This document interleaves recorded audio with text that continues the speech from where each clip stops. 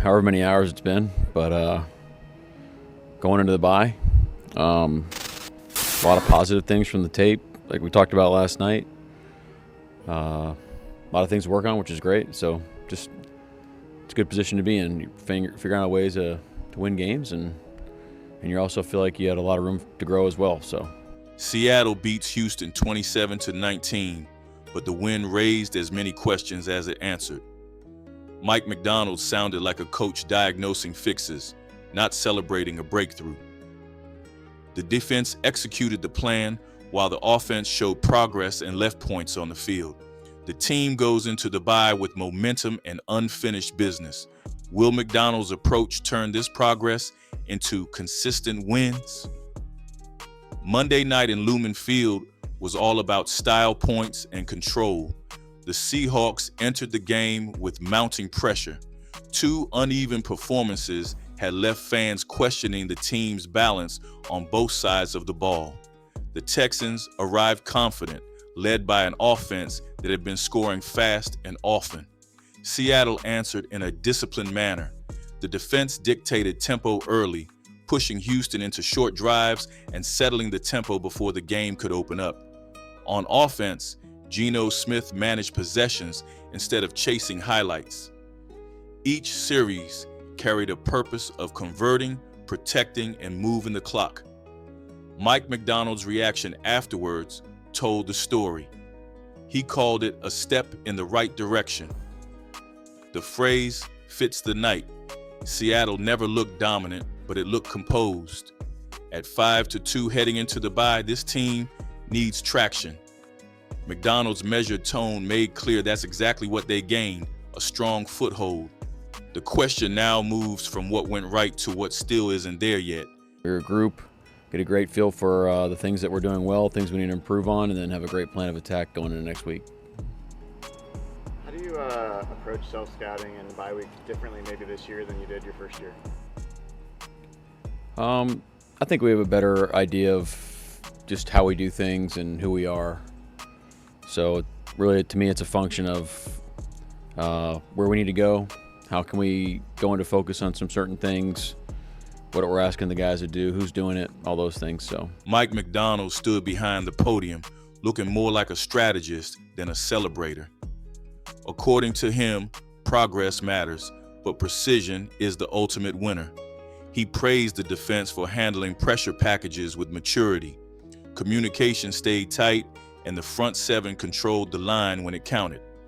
Leonard Williams and the interior rotation earned specific mention for collapsing pockets that pushed Stroud into hurried decisions.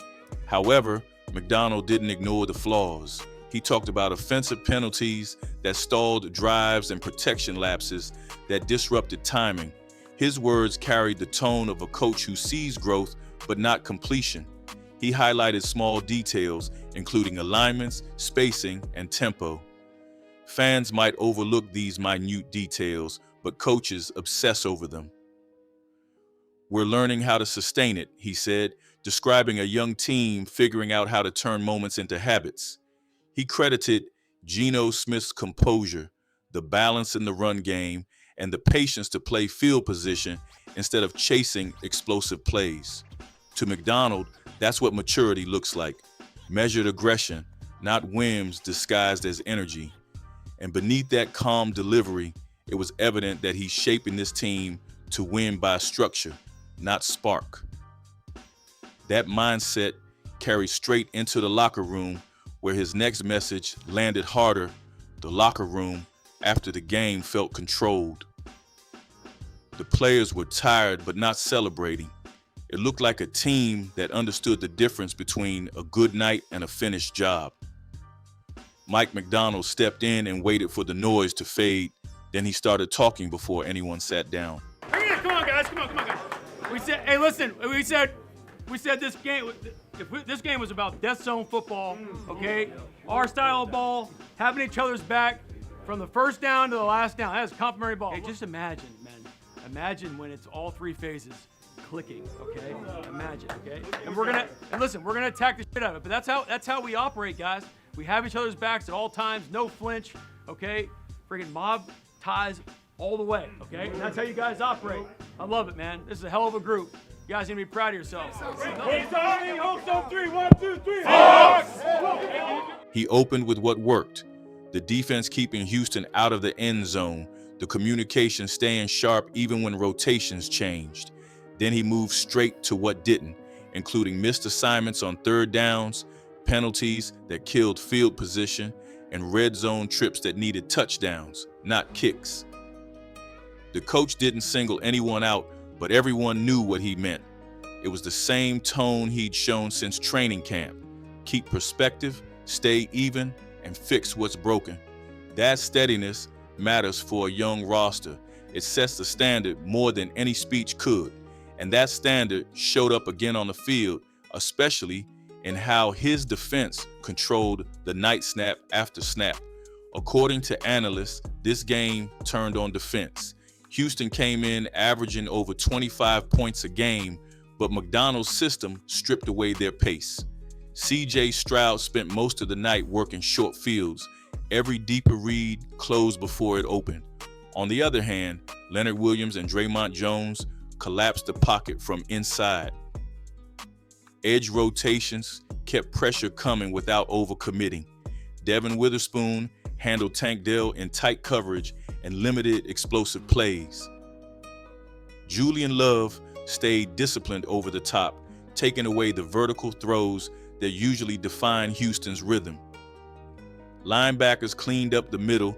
Kobe Bryant, filling the nickel spot, had one of his most efficient games without any blown tackles or missed reads. But he's a sure. I mean, you saw that in his college tape. Look, he can still get. I'll tell him that he still can get better. You know, he can be more decisive, and it's going to be hard to block this. It should be really hard to block him out in space. You guys spent some time this offseason on special projects as a coaching staff. You're 7 weeks in. Are you seeing fruit from some of those? Anyone that you want to shout out for work that was done there? Shout out the whole coaching staff. I can't think of anything right now. McDonald's fingerprints were all over the film. Pre-snap disguises pushed Stroud to change protections. The blitz frequency dropped compared to earlier weeks, but the pressure efficiency rose. That's not luck, but design. Houston looked like it was reacting to everything instead of dictating. By the final quarter, they finished 1 for 4 in the red zone, averaging under 5 yards per play. When asked later about the defensive plan, McDonald didn't talk about schemes or matchups. He said, "We finally played connected." Indeed, it was a simple phrasing, but it summed up the night. And while the defense looked finished, the offense still felt working, improving, but not yet complete. The defense carried the identity, but the offense showed signs of structure returning. Geno Smith didn't light up the box score, yet his command of the huddle felt sharper than it had in weeks. I'd be more excited about continuity, having the same crew out there all the time. I think that's really important. I think that's one of the things you've seen even over the last 3 weeks without Spoon and Julian have like Tayakata stacking those reps. Drake playing next to each other like that. Nick getting used to hearing the calls from Kobe and Ernest and working with the corner. So, but I mean, you got to play the hand that you're dealt as well, and the guys that have been able to step in. Seattle focused on rhythm but ignored volume. Short passes built momentum early, opening lanes for Kenneth Walker and Zach Charbonnet to split runs effectively. Both backs hit holes with patience, taking what Houston gave rather than forcing big gains. Up front, the offensive line looked steadier despite absences. Olu Oluwademi held his own in the interior, and the communication between the guards and center improved in handling Houston's inside stunts.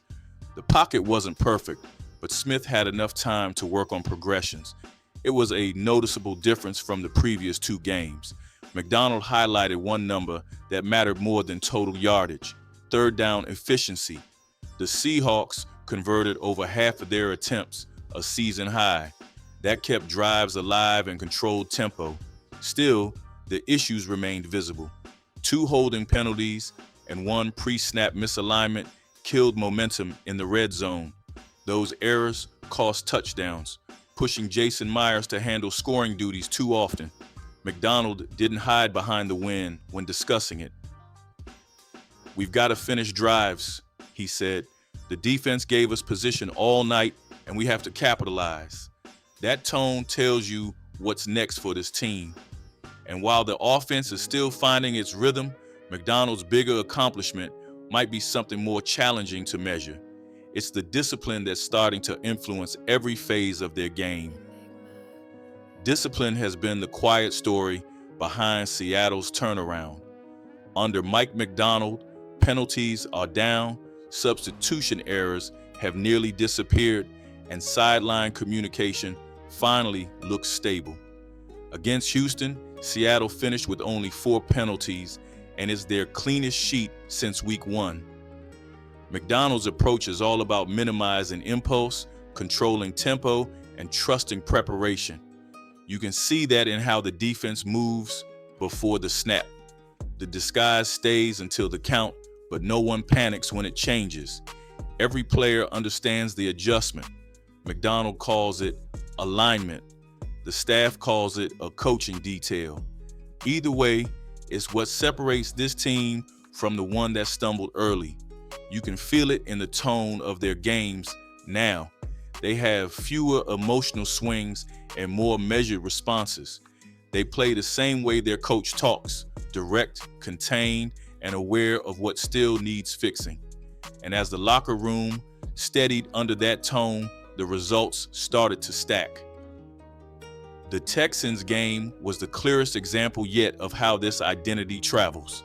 Now the question is, what does that win actually mean in the arc of their season? I did feel like the better teams that I were on early is when you were tighter.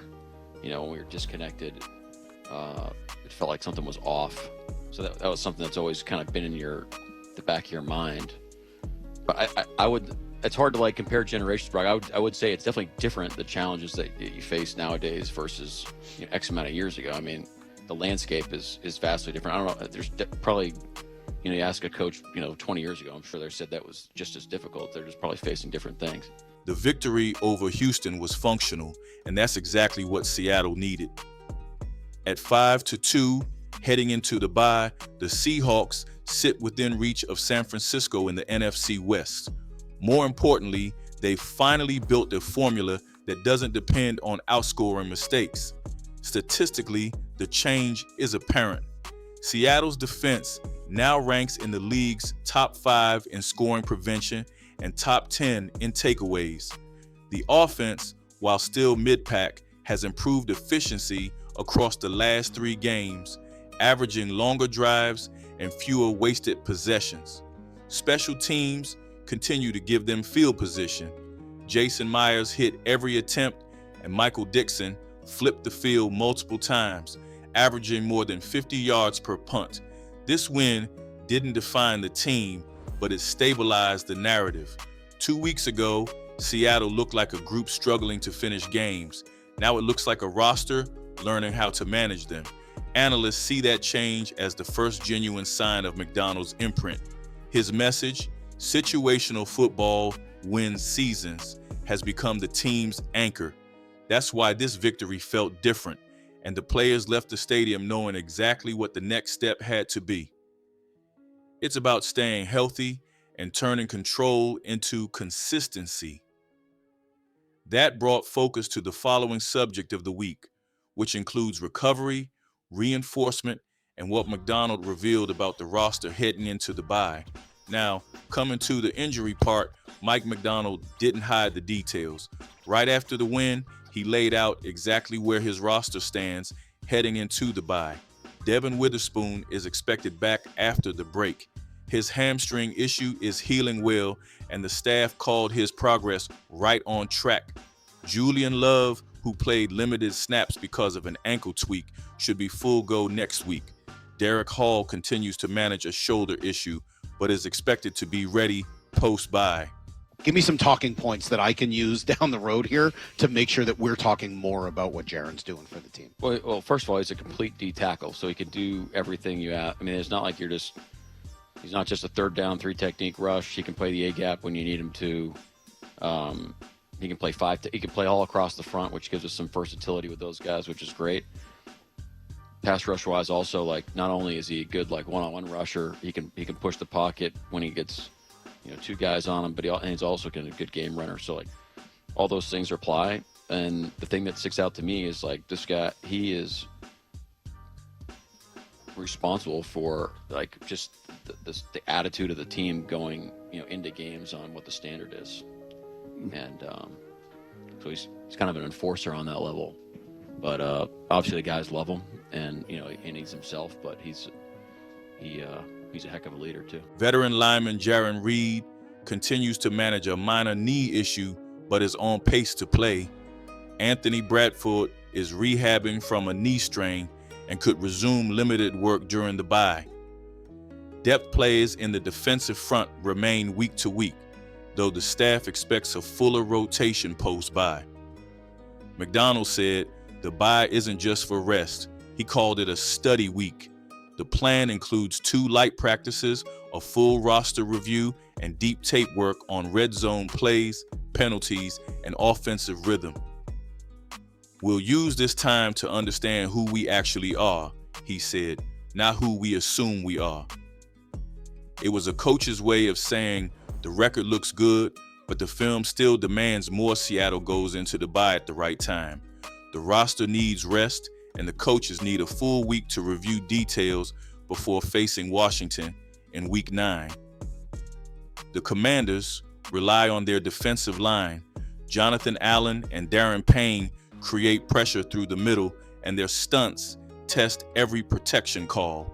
Seattle's interior line will have to respond fast and stay organized.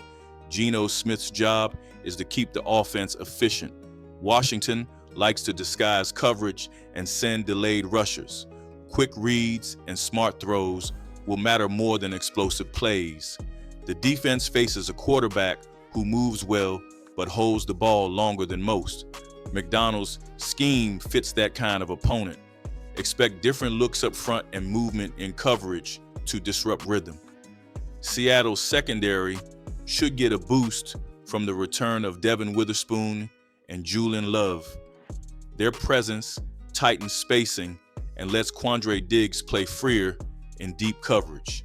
So, Mike McDonald's team says it's ready. We'll find out if preparation matches belief. If you see what's building here, hit subscribe, share this breakdown with someone who lives for every Seahawks snap, and stay tuned as the actual stretch starts next Sunday.